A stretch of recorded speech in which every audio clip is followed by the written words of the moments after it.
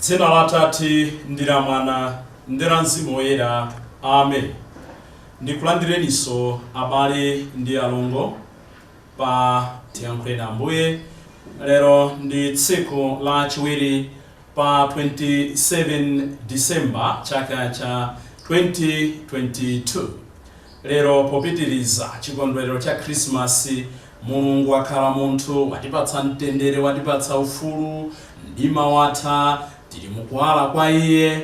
Tufuna tisinkhe mboni ya kubadwa kwa Yesu, mboni ya mthenga wabwino, mboni ya choona. Lero tikuchita chaka cha Yohane, amene anali mpostoli komanso mfalitsi, the evangelizer. Akutikodola tonsefe kuti pamene Yesu Khristu watibadwira tili ndi udindo ofalitsa mthenga wabwino. Mawu oyamba akuchokera mkalata yoyamba ya Yohane, mutu wa 1 ndime ya 1 kulekeza 4. Ndipo salimo yathu ya tsiku la lero, salimo 97, ikutikumbutsa kuti olungama amakondwa mwa Ambuye. Chikondwero chathu chizikhala mwa Ambuye. Chiyero chathu chitithandize kumakhala anthu okondwa.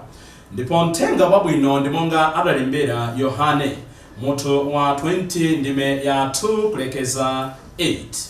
Amene akutiwerengera mthenga wabwino komanso kutigawira mawu ndi Reverend Father Francis Damaseke kuchokera ku Episcopal Conference of Malawi, ECM. Tiyena abale ndi alongo tisinkhe popitiriza kukondwerera Ambuye Yesu osanduka munthu mzathu. Ambuye akhale nanu. Mawu mu mthenga wabwino monga adalembera Yohane oyera. Ulemu kwa inu Ambuye. Mutu wa 20 ndime ya 2 kulekeza 8. Maria wa ku Magadala adathamanga nakafika kwa Simoni Petro ndi kwa ophunzira wina uja amene Yesu ankankonda kwambiri. Adawauza kuti awachotsa Ambuye m'manda muja ndipo sitikudziwa kumene awayika. Pamenepo Petro ndi ophunzira wina uja adatuluka napita ku manda. Onse awiri adathamanga pamodzi, koma ophunzira wina uja adathamanga kopambana Petro, nkuyambira ndiye kufika ku mandako.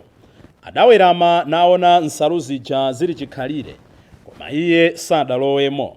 Simoni Petro atafika ali kumtsatira adalowa m'mandamo. Adaona nsalu zija zili chikhalire ndiponso kansalu kamene kanali kumutu kwake. Kansaluko sikanali pamodzi ndi nsalu zina zija, koma padera pakokha kali chipindire. Pamenepo ophunzira wina uja amene adayambira kufika ku manda nayenso adalowa. Ndipo ataona zimenezi adakhulupirira. Mthenga wa Ambuye. Ulemu kwa inu Ambuye Yesu Khristu. Chaka cha Yohane Mpostoli, Yohane mfalitsi wa mthenga wabwino, ena amati mbalalitsi, John the Apostle and the Evangelizer, the Evangelist. Lero pamene tikupitiriza chikondwerero cha Christmas, kuti Mulungu ali pakati pathu, Mulungu wasanduka munthu mzathu, wadzationetsa kuti kukhala umunthu weniweni ndi chani. Yohane afuna atikumbutse, mpingo ufuna atikumbutse, mawu a tsiku la lero afuna atikumbutse kuti sichokwanira kumangosangalala kuti ku Betlehemu, ku Yudeya kwabadwa mwana. Koma uthenga umene tikautenga tufalitse, upite madera onse, upite kwa anthu onse. Ndi manena mobwereza monga manenera Francis oyera wa ku Asisi kuti we should preach always if necessary with weight.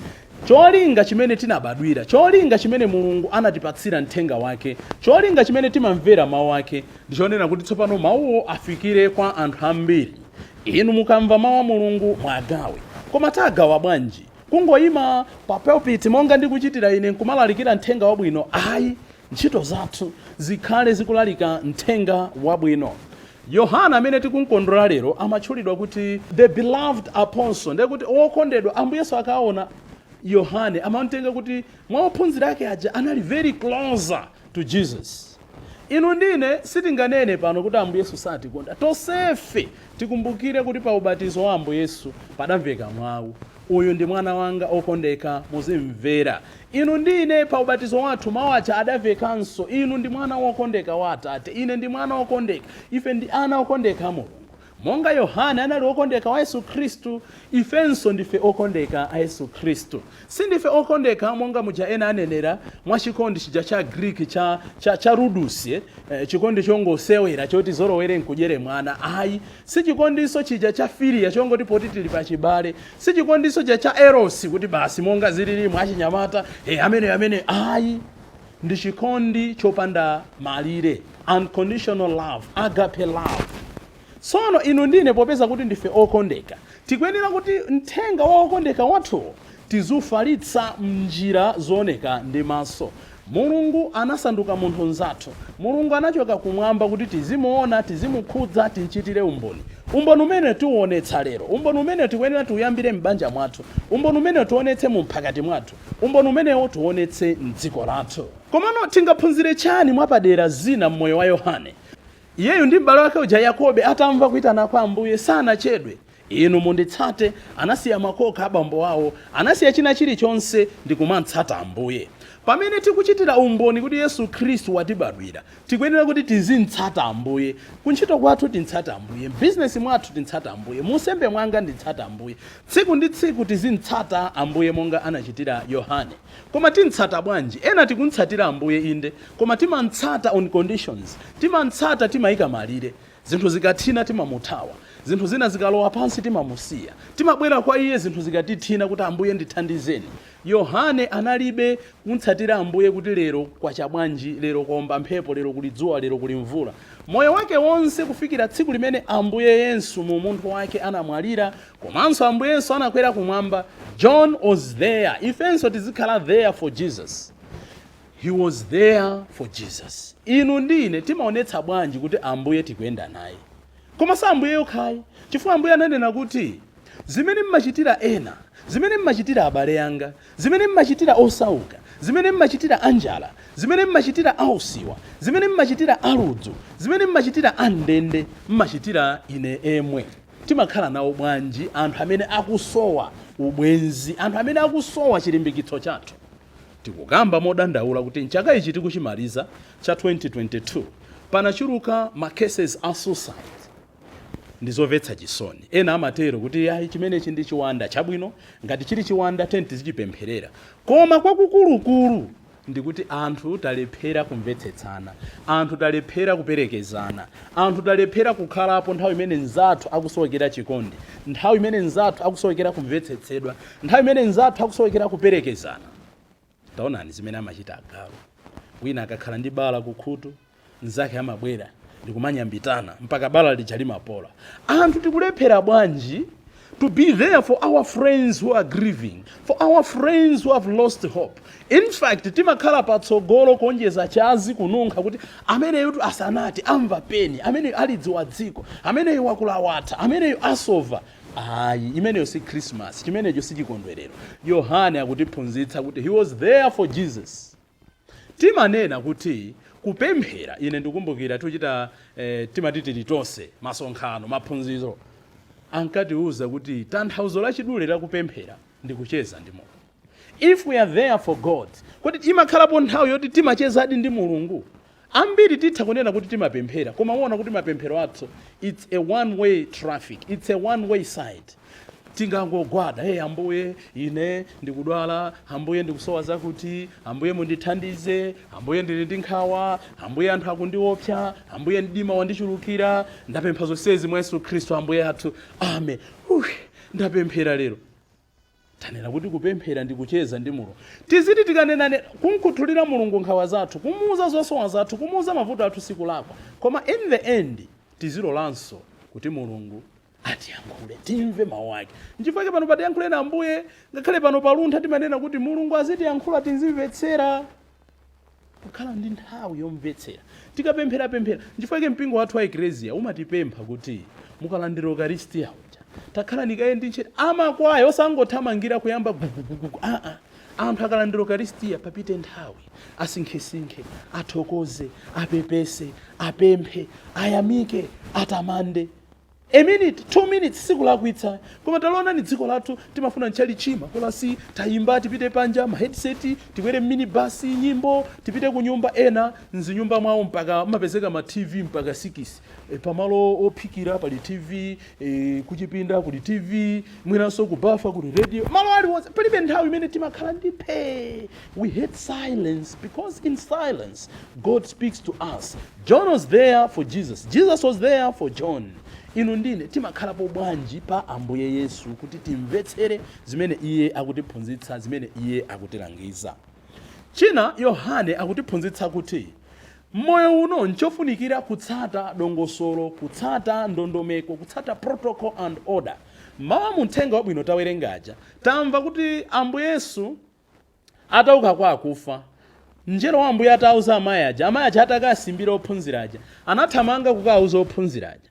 Ndipo maophunziraja Petro ndi Yohane analibutsa liwiro kupita kumanda. Koma chifukwa choti Yohane anali energetic, a Petro anali achikulire, anakambira ndi Yohane kufika kumanda kuja. Koma sanalowe mpaka nthawi imene Petro anafika. Akanatha kulowa monga zimachitikira masiku ano nkukhala a news breaker. Nkumpitira Petro chakuti ndinakafika, ndakalowa, ndonadi ndizoona, Ambuye dauka ndipo zimenezi inu tikhulupirire. Koma John allowed protocol to take course. Atafika, okay, anaona, okay, azachitikadi, chabwino. A Petro afika, ndeti tani, order. Tachiruka anthu masiku ano timafuna tioneke odziwa at the expense of adindo. Kudziwa siku lako, ayi mundimvetse bwino. Kulongosola zinthu siku lako ayi. Anthu amene amafunika aoneke odziwa at the expense of protocol amabweretsa chipwirikiti pamalo. Tangoganizani pa parish. Anthu ena nkutheka mmaidziwa bwino parish yanu, mmaidziwa bwino chipembedzo cha Chikatolika, koposa mwina acheya a parish, koposa mwina acheya amphakati. Koma mukapanda kulolera, mukapanda kulepa kuti mukhale ngati Yohane, mubweretsa chipwirikiti. Chifukwa chilichonse chimene ena azifotokoza muziderera, chilichonse chimene ena amafotokoza amaderera anthu achoncho. Tikhale nawo mtima ovomera protocol. Ine nditokhala pa parish, titokhala nsembe 5-6. Koma chifukwa chonena kuti mwina uyama ndichepera m'maso tisanata zimene akusa ni bambo fumu osamvera. Mpingo wathu uli ndi dongosolo, uli ndi mthetho wakachitidwe ka zinthu. Ngakhale pa khomo kumene tisanene kuti ayi malembo oyera abale sadzasintha tanthauzo lake. Manena kuti ayi zikumachitika masiku ano. Ife ngati ansembe timakumana nazo nkhani m'maparish, m'maofesi. Amayi chifukwa chonena kuti abambo anasiya ntchito, abambo sali pa business, amayi ndi amene ali pa ntchito, ndetu basi abambo aja adasanduka ngati John wapakhomo. Amango atu, iwe tampoputira sapato. Iwe tandipangirani zakuti. Tandipangirani bread changu apa. Abambo kuyesera kuti achoka. Ufuna usingodya pakhomo pano. Mwamuna tifune tisafune malembo amanena ndi mutu wa banja. Ponena kuti mwamuna ndi mutu wa banja situtanthauzanso kwa inu abambo, you take that as an abusive element in your life. Zonse ziende mwa protocol yake. Chimene tutanthauza nchonena kuti pamalo pakhale dongosolo lakachitidwe ka zinthu. Nditha kudziwa zinthu koma ndikuyenera ndauze anthu oyenerera. Ena nde amapanga the opposite, kuti ndikudziwa koma chifukwa chonena kuti sindine mdindo akhaula information imene isindimpatsa. Nde nkumaona mwina zinthu zikuonongeka kuti pamene akhaula mpaka zigwe zimene zija ayi. Tikhale ngati Yohane kudziwa zinthu koma ndikuzindikira zoyenera kuchita. Phunziro lina pamene tikukondwerera moyo wa Yohane ndonena kuti tisakhale otsatira a munthu mpaka. Ndibwerezenso, tisatsale otsatira a munthu mpaka. Tikumbukire kuti Yohane poyamba anali ophunzira wa Yohane Mbatizi.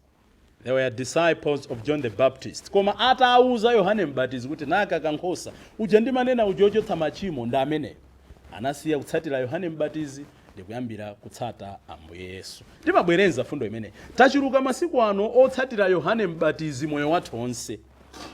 Pala abusa akuti amandilalikira bwino, pala nsembe akuti amandilalikira bwino, pala ashehe akuti amandifika. Inde amene aja ndi anthu akungotionetsa kuti naka kankhosa ka Mulungu. Tikanzindikira kuti Ambuye sikuti tidane nawo, koma tsopano tizindikire kuti the first priority mmoyo mwathu ndi Ambuye Yesu. Monga ndinanenera pa chidzulo ndi Ambuye nthawi ina. Alipo anthu amene amakhulupirira kwambiri abusa awo kusiyana ndi Mulungu. Amakhulupirira kwambiri ansembe awo kusiyana ndi Mulungu. Amakhulupirira kwambiri azilalike awo kusiyana ndi malamulo a Mulungu. oti zimene anena abusa amapanga to the letter pamene akulephera kukwaniritsa malamulo a Mulungu, akulephera kukwaniritsa malamulo a Eklesia, akukanika kukwaniritsa kuwerenga malemba. Koma abusa lero atakauza kuti lero aliyense akweze manja ndipo anene kuti Mulungu wanga, abwereza Mulungu wanga ndioneni, Mulungu wanga ndikudziwa mundolotsa, Mulungu wanga ndikudziwa ndikundolotsa. Koma mawu a Mulungu akatipempha kuti pitani ndi mtendere misa yatha kafalitseni mthenga wabwino, monga Yohaneyo ndangati timakafalitsadi mthenga wabwino. Titsatire anthu ena koma tisatsatire forever. Tikanzindikira Mulungu ena angokhala otiperekeza otipanga akampani kundziwa Mulunguyo. Potsirizira tisatope kuyesayesa kusintha ndi kutembenuka. Yohane uyu ndi m'bale wake tikumbukira kuti Ambuye Yesu anawatchula mayina onena kuti abowanenji opsa ngati bingu, chifukwa akuti mchiyankhulo cha Chinyamata munalitempa kwa basi mwa anyamata amenewa, samadeweza pochita zinthu. Koma Ambuye sanagive, pang'ono ndi pang'ono anali kuntsatira Ambuye ndi kumaphunzira. Akafika pena bwanji Ambuye tibweretse moto tanyekeza, nkumaphunzira kuti okhala ndi anthu okay mafunika kuteri. Pena ndio chanapita kwa Ambuye Yesu kuti bwanji wina akakhale kudzanja lamanja wina kudzanja lamanzera. Inde mutha kukhala koma osankha sine osankha ndi Atate, inu wanu khale utumiki ngati mwana. Pang'ono ndi pang'ono anali kuphunzira moyo wawo wonse. Inu ndine tili ndi zofoka zambiri, tili ndi mabanga ambiri, tili opsa ngati bingu muzambiri, koma tisatope kumampempha Ambuye kuti atiyeretse. Ena ndi phuma pa zinthu, ena ndi mtima wadama, ena ndi mtima wa umbombo, ena ndi mtima osinjirira, ena ndi mtima wa ulesi, ena ndi mtima otayirira pa ntchito, ena ndi mtima wakunyada kudzimva majuwisi ndi zina zotero. Tisatope every day kumampempha Ambuye kuti atiyeretse, atipatse kuyamba kwatsopano. Christmas ikutipempha kukafalitsa mthenga, Yohane akuti tikhale mboni za mthenga wabwino. Tilolere tsiku la lero kupereka moyo wathu, chuma chathu, mphamvu yathu ndi cholinga chonena kuti dzina la Ambuye lifalike ponseponse. Dzina la Atate ndi la Mwana ndi la Mzimu Woyera. Amen.